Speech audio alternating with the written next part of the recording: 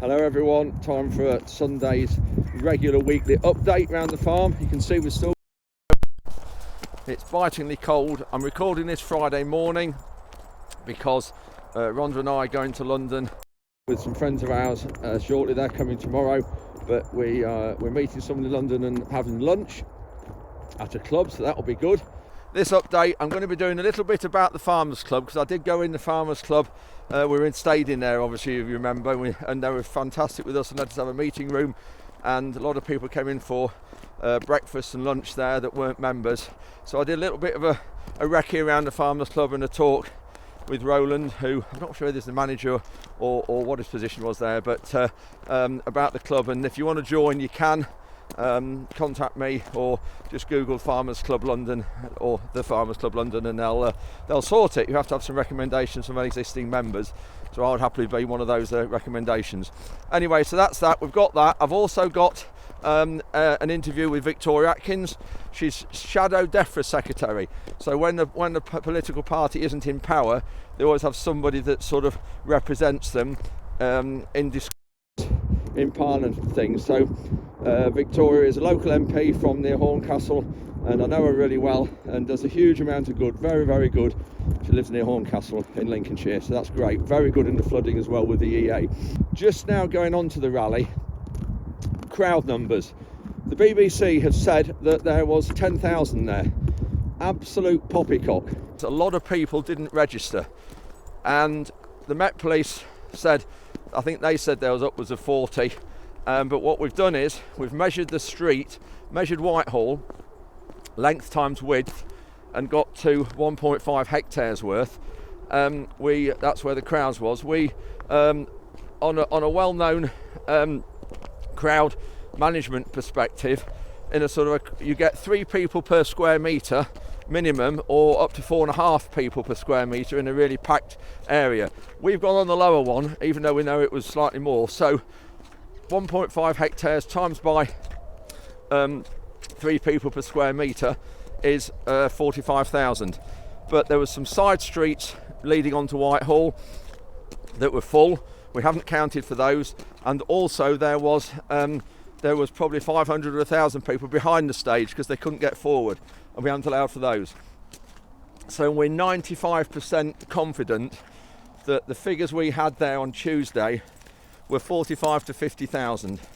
Might even have been more, but that's what we're saying. 45 to 50,000 were there on Tuesday, which is just phenomenal effort by everybody. So thank you everybody for coming. Peaceful beyond belief.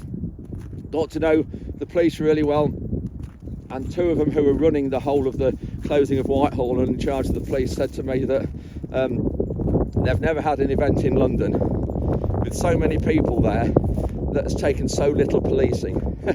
And they said, have we, as a group of 5, have we considered going into protest management and organisation?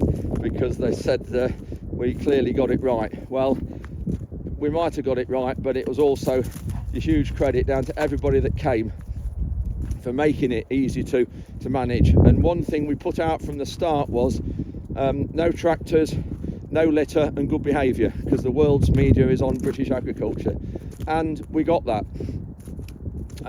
No litter whatsoever. In fact, the police said, another thing they said you've left it tidier and cleaner when you left than when you arrived, because when we arrived there were leaves all over the place, so we did a bit of road sweeping for them as well, and it was absolutely spotless, so that's good.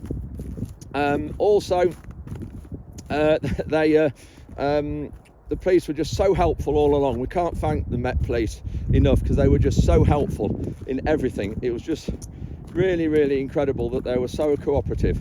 And so if we need to do anything again, which we will, I'll touch on that in a minute, we will do something if the government don't listen. We will not stop. As I say, I'm going to post a video, a clip that I did Wednesday GB News. We did a lot of media interviews, all of us did, and the time we were there, but this last one I did was GB News, and it was on for quite some time, so I'll post that and let you have a look at that. And that was good that they gave us the airtime. So we are going to do something again, which is going to let us just chill for a few days, let the government think about it, but we will have something next lined up, and we will keep going and going until we get this ridiculous tax reversed. And it's not just farming, it's every business. all businesses are affected. They just don't want the growth in the country. This is the problem. And they're stifling the economy, the growth of the UK and everything. So we will get other businesses involved. So that's that one. Food bank. Thank you so much for the food you brought. Do you realise that altogether there was 6.7 tonnes of food? There was a huge amount of fruit and veg. Eggs, one person, I seem to remember, I think one person brought over 100 eggs, which is incredible. And they were overwhelmed. City Harvest, the food bank that we teamed up with, were overwhelmed with the number of boxes of Weetabix. There was hundreds of boxes of Weetabix which they were touched by, and also milk, a lot of milk, tins of stuff as well, bread, just absolutely everything. And these are this is the image from that. Some of the stuff they brought was just incredible. Also, they were really touched by, there was letters in the bags from children and farmers. The children's letters were really touching because they said, please let someone else have this food who are less fortunate than I am. And then farmers were saying about that they'd farmed the land for 200 years, and one of them was a cheese farm. So they were touched by all the letters, so thank you for that. And that 6.7 tons, 6.6 tons of food will actually they'll be able to prepare 15,500 meals. Absolutely incredible for the homeless and the less fortunate in London and surrounding areas. So thank you so much for that. Really appreciated everybody bringing that down, because it wasn't easy on the trains and coaches. Anyway, I think that's it now for this update. My arm's hurting, my right arm's hurting holding the phone up. So we'll crack on now into this update, and thank you for everything. Everybody came, all the great comments and everything. Just to reiterate, we will not stop here. We will carry on, but we haven't decided what yet. Anyway, thanks ever so much for watching this update. If you make it to the end, we'll see you then. So we've got round the corner there is Whitehall, Horse Guards Parade. That's where it is. So this is the Farmers Club here, right up here. This is the building. So we'll go in and have a look and just have a quick look through, because a lot of people have, when I put the video up the other day of Roland, who was helping us with the meeting rooms and helping us get refreshments and things the other day for the rally, he said, I said, well, I've had a lot of comments. All right, cheers. This is the reception. Hello, morning. This is the reception, and the stairs go up there. So this is up the stairs to the Farmers Club reception. It's there. Along here, there's rooms up there, 3 or 4 levels up. Rooms to the right, and this is into the Farmers Club here. Reception. Hello, morning. Ah, look at this, morning. This is one of the rooms where they have functions, and they can open those doors as well. And into here.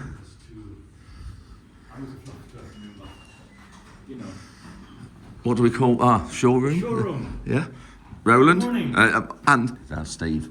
We saw. Thank you for yesterday. It was brilliant. We did our best. Yes, it was really good. Yeah. This room's into the bar. Here. This is the lounge.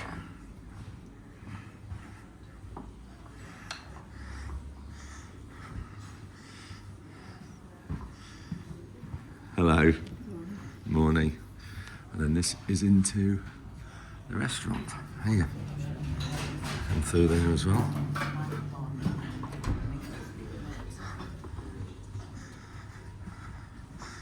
And what I like about coming in here, or the bar, it's like walking into your local pub. There is always somebody in here that you know.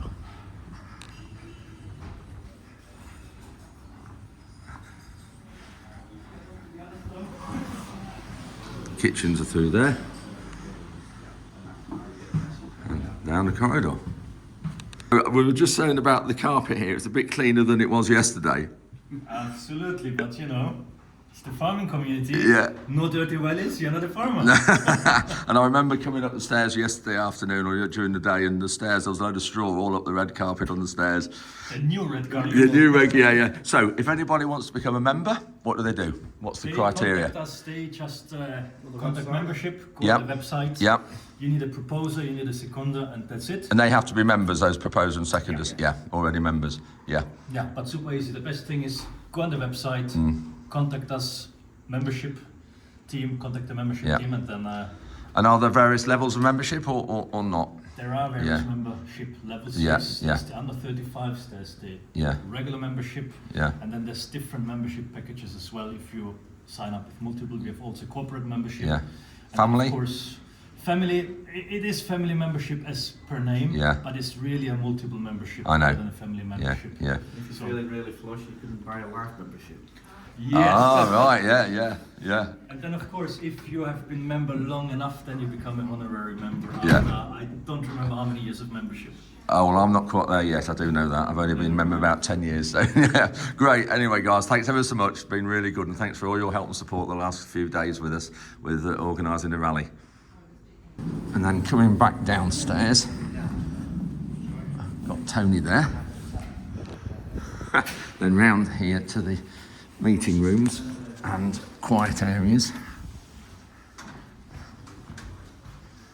Got a business suite in here.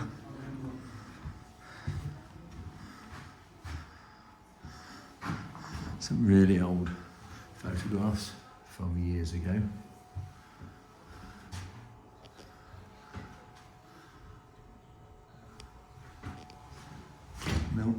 Milk board, 1933, look at that. And then meeting room in there. And then offices in there. So you can actually, that meeting room is available to hire and refreshments brought down here and everything as well. So really good. So yeah, that's the Farmers Club. So if anybody wants to become a member, then these are the details. Phone up, email. There is a joining fee, I think, and then the membership fee after that. Just heading back across Westminster Bridge now to meet Victoria Atkins, the Houses of Parliament. Massively impressive when you look from this end of the Big Ben. Tom and Jerry there in the background watching us. So not sure which one's which. Anyway, got Victoria Atkins here, who is the Shadow DEFRA Secretary. For those of you who don't understand what that is DEFRA. You are the DEFRA Secretary for the opposition, which is the Conservatives. It means that I have to take City Steve on in the Right. chamber. Well, good. You keep doing that. We'll see one or two of those clips. We want City Steve held to account. Absolutely. Just on that giving City Steve the job of DEFRA, it's like giving me a job of doing open heart surgery. I wouldn't have a clue where to start, and I don't think he has. In fairness, in 2 weeks' time, just 2 weeks, you and the others have organised a rally where thousands of people attended, and you did it on your phone. I think I wouldn't put heart surgery past you. Right, Just okay. saying. So, yes, yesterday, I mean, unbelievable scenes, wasn't it? Amazing. And we don't know how many thousands, 10, 20, 40,000, but it's certainly sending a message to government. And the fact that we had farmers from all over the United Kingdom coming when you'd much rather be on your farms at home, coming into Westminster to try to be heard by this Labour government and by the Chancellor to change this policy that we know is going to have a catastrophic effect on many farms around the country. I take my hats off to everyone that came yesterday because I felt so proud to be standing. I know, with you. it was, wasn't it? You know, to have that. Thank you for coming and all your colleagues. And so, looking at, we've got a few figures that really don't add up. Two main figures are, we're constantly told that £3 million if you're a married couple is the level where your poor inheritance tax kicks in. And then after that, we've got the 500 farms. What's your response to those two figures? So in terms of 3 million, the Treasury information is completely contradictory and confused on this because Rachel Reeves has said the spousal allowance can be transferred, but Treasury documents supporting her budget so that they can. So they do not know which way their policies are flying at the moment. And on the 500 farms figure, that means 500 farms a year, presumably. And what is more, we know for a fact, because the Treasury Minister told me on Monday when I had a meeting with him, they don't know the values of the farms that they are using when they're using this figure, because they don't count that. So it's just on the people that are claiming APR and BPR. So there might not be actual farmers. They might not be farmers. So it could be a 500-acre farm. Yeah. It could equally be a house with a pony paddock on the side. Right. So big discrepancies there. Now, just going back to the 3 million, or back to the threshold and the number of farms, DEFRA are saying one thing, aren't Yeah, they? exactly. And then the government's saying another. So they've got contradiction in their own party. They have, and as Jeremy Clarkson put it yesterday in the rally, this policy has been rushed through. They don't actually understand, I think, what they're trying to achieve with this, because on the one hand they're saying to the public, this policy is needed in order to pay for public services. In other words, they want to stop tax avoidance. And then last night and yesterday, City Steve was out saying to farmers that you can plan to avoid this tax. It's completely Contradictory. Yeah. And the other problem on top of that is it's the other things announced in the budget. National insurance contribution, double cab pickup tax being treated as a car, the dealing payments being cut.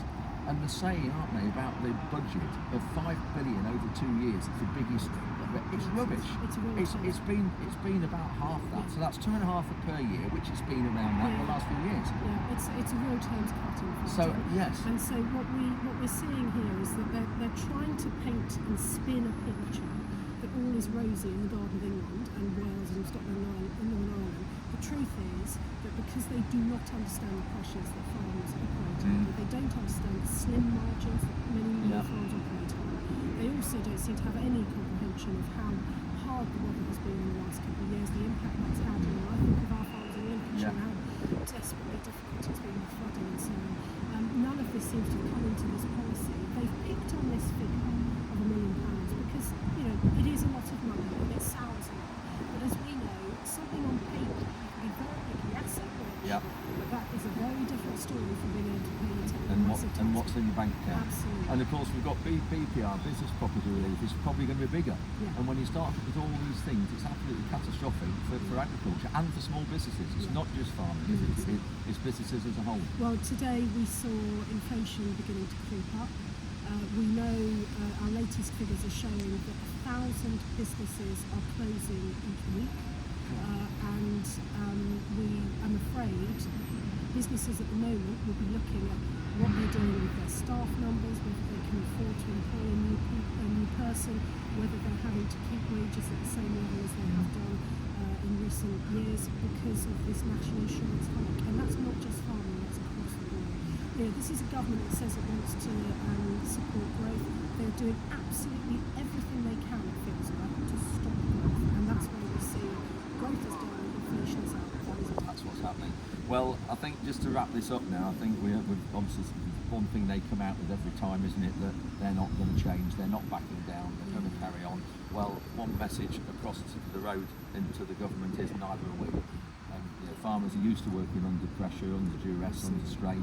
It's something we do every single day. And look, So, Kemi and I, we're standing with you, we support you. We will reverse this family farm tax, and we will stand ready to help you every time. well, please pass on our thanks to Kenny for coming by yourself for you, and I saw Robbie Moore last night as well, so thank you very much. Thank you. So I'm just heading to the GB News studio. Lovely little area here. There's a Grand Union Canal, I think, here, and the studio's just across there. I've been to them a couple of times, but not for about a year, 18 months, and I forgot it was across this glass walkway just up here.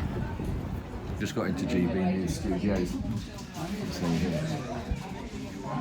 and on the screen in the coffee room they're talking about it. So just sat here in the down Jerry having a coffee, and there's a load of newspapers here, so I'll just look at those because a lot of it is headlines from the rally yesterday. So we've got one down there. Farmers bring Whitehall to standstill in inheritance tax protest. Just look at those people. There we go.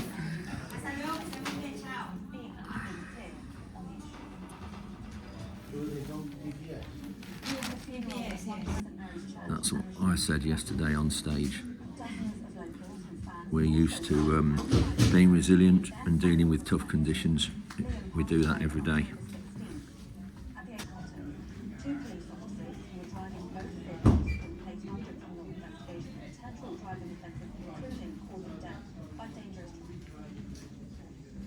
The British Embassy in Ukraine remains open despite the US shutting Moscow yesterday said that Ukraine has hit Russia with 6 long-range missiles supplied by the US. So another paper is The Sun.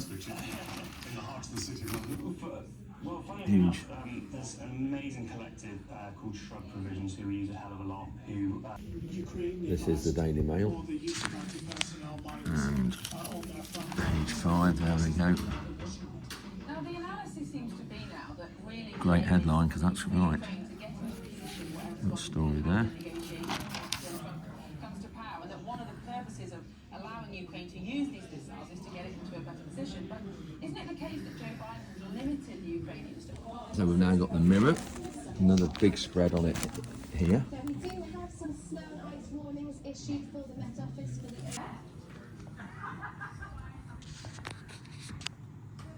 Right, and they will be getting lots of letters and emails from constituents, farmers, and those who are very sympathetic to farming, asking why the Labour Party has done this. And I think the biggest problem for Labour, the biggest reason why they might not be able to defend it, is because they didn't say anything about it in the manifesto. And indeed, they were promising just a few months ago that they wouldn't do this.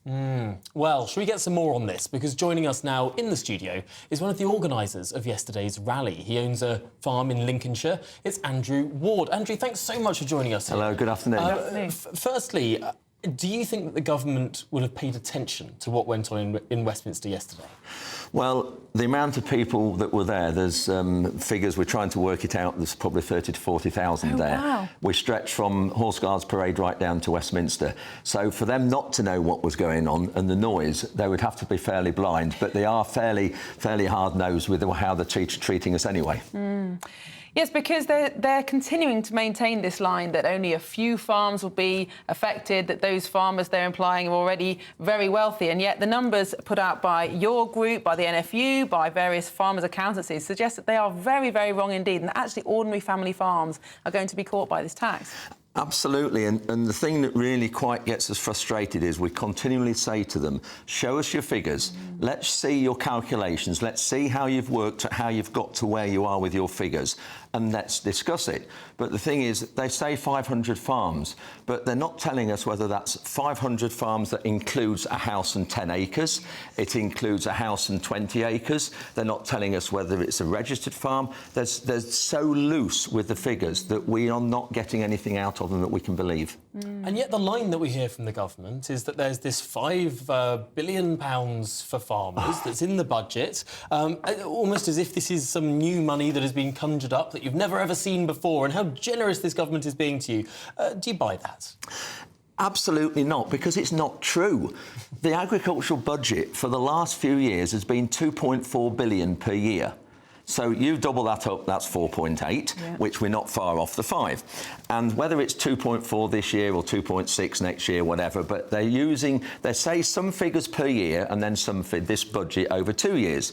Now, what they've done is they've actually cut our D-Link payments by 76%. So the money that we're all going to get as our scaling down of our subsidies that's been happening the last few years has been dropped 76% next year.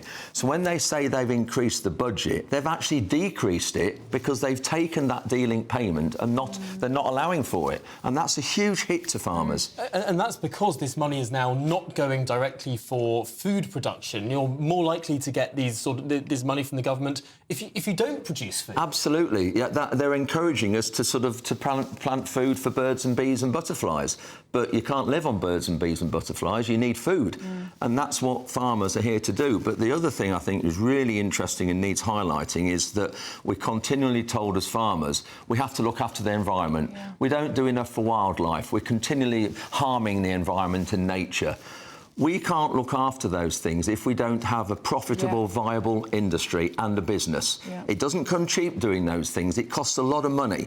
And if they're going to start taxing us up to the hilt and taking other things off us, like national insurance contributions up, taxing farm vehicles as cars, all those things, that means we have got even less money to spend on the things that we need to do. I think what our viewers will be asking is what comes next. You've obviously got an enormous amount of sympathy from the general public. We think about all the other protests that have happened in London over the last year that have not garnered sympathy, but the farmers very much have. Now, obviously, you personally, as individual farmers, are going to be looking at your accounts, but in terms of what you can do politically, there's not going to be an election for another 4.5 years. Is there anything else you can do to hopefully persuade the government to change their mind? This is the problem. We are now stuck with this lot, call it what you like, for 5 years. But what I will say is, as I said yesterday, because I had a few minutes on stage talking to everybody, this is not the beginning of the end. It's the start of the beginning. We will just keep going. And if they think, the government think that they can defeat us here by digging their heels in, they need to remember that we have to dig our heels in. We are a resilient industry. We deal with problems every day of our working life. And if they think they can do this by digging their heels in and get us to back down, they can think again, because we will not stop. We will keep going and going and going until we get what we want. Well, thank you so much for joining us. Thank you very much. I'm sure we'll see more of you. You definitely will. It turns out it's possible. Who would have thunk it? It's possible to hold a protest in central London without smashing any windows or blocking roads without any permission or indeed defacing any monuments. Yeah, no, I mean, it's remarkable. Who'd have thunk? Well, this is Good Afternoon Britain on GB News. Lots more coming up on today's programme. Well, that was good. Probably 5 minutes or more. Be able to get lots of good points across, and it's great. GB News are just so supportive. They're just fantastic. All the presenters are, and the station generally. Brilliant. So we've got Ruben's back this week and doing workshop jobs at the minute because it's still snowing outside. Well, not snowing, it's snowy. You can see, well, you can't quite see. And so we're doing workshop jobs just at the minute until next week. Then they're going to start washing all the machinery. Got everything to wash and get everything done right up to Christmas. That's what we're aiming to do, is get everything completely cleaned and not repaired, but everything noted down what needs doing. Every machine washed, put away, and then after Christmas we'll get everything out and get it in here and maintain it all. So here's the lines of machines to wash. Got the Culti Press here, the contract tipper trailer from when we were moving the soil across to the poultry unit. That's really bad. You can see here all quarry dust. I hate to see things like this. We've got that to wash. All under there is really bad. And then the Express, Ruben went in and did some of that wet beet land where the beet heaps were, and you can just see quite a lot of soil stuck there. That's got to be dug out. There is some dropped off here. So that to wash. The mould drainer, need that doing. What else have we got here? Unipress to do. I haven't used this for a few weeks, obviously, because it's been so sort of sticky now and wet. And then the Solo, got that to do. And then under here, yeah, with rolls there. We've still got to get this fuel tank sorted. We just parked this here when we had that fuel problem when Tom and I were using it. We've got to empty that properly and get someone to plastic weld that fuel tank under there that was leaking. The RX, we've got a problem with the aircon. Not that we need it with weather like this, but the RX have got a problem. There's a fuel pipe, sorry, an aircon pipe got a hole in it. It's lost all the gas. So we've got that to do, and then the Elita needs all washing as well. So quite a lot of machinery maintenance, and then the beet cleaner. But we're not going to... Oh, and the subsoiler at the back there. So this last week, when I was in London with the rally, helping organise that, we had 3 loads of malting barley go on Monday, that was, and that should have been... it was contract was for October, but it was late because Souffle have had a problem with the brewery, with the mill at Burton-on-Trent. So we got that done. Let's just move out the sun. And then so we've got that's gone. And then this next, before Christmas, we've got I think there's some wheat to go, and there's still some there's the another 6 loads of malting barley on this malting barley contract we have with Frontier. So we've got that to go as well. And I know at the Heath we've got the fans going on the grain at the minute to cool it, because that's important we keep that grain cool. In fact, I'll just have a look in this shed. Is the key? Yeah, it's open. I'll just have a look in this shed and we'll just show you the wheat in here. I'll just open that door to let a bit of light in. So yeah, this is all like this, not heaped up nicely. If you remember when we were drilling last, I needed some of this wheat to finish off drilling. So here's the wheat in here. We've got the fans on at the back. You might just be able to hear them. You can just see one sticking up there. That's on the oilseed rape we've got at the back. And 6 in the shed there, cooling that. We'll go up there next week and have a look at that. Anyway, we've got the fans on during the night, so the fans are up there. And they'll, actually you'll see out here. There's the louvers up there. That's where the air's pulled in. At night it's on automatic fans, so when the grain temperature is, so when the air temperature is 6 degrees cooler than the grain, it switches the fans on up there. And then it blows the air. There's the control panel. 6 fans on, there's a control panel for the fans that are right up that far end. So, hope you enjoyed that update. Thanks very much for watching. We're just at Newark Station, just waiting for the train to London. Probably the one question we get asked the most about the rally is what's our next stages, what's our next moves? Well, we're just having a few days to think about it. We're going to have a joint call in the next day or two. We're just going to give the government time to also digest it, but we are going to do something. We're not going to let this drop. And I know some people are ready for direct action, blocking food places, blocking ports and things. We're not going to go that road yet.